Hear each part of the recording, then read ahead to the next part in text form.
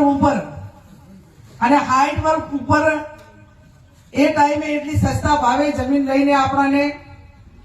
આ સંસ્થાની બોર્ડિંગ માટે કરીને હંગરી એમાં એ વખતે આર્થિક કેવી પરિસ્થિતિ હશે શું નહીં હોય છતાં પણ એક વિઝન હાથે એમણે આ બાબરની અંદર 2 જગ્યાઓ લેવાની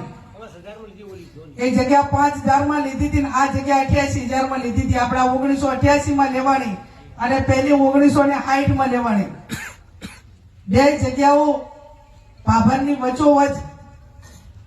કદાચ આપણે 20 વર્ષ પહેલા ધૂણી દખાઈ એવી શરૂઆતમાં એ રીતે મથ્યા હોત તો અત્યારે એક આખી પેઢી એ ભણીને આગળ ગઈ હોત પણ સમય સંજોગો વગર થતું નથી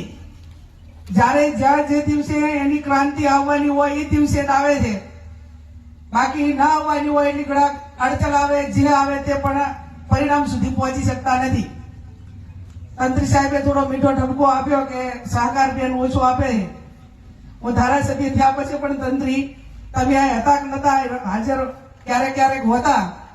અહીંયા પરબ બનાવવાની હતી ને તોય છે કે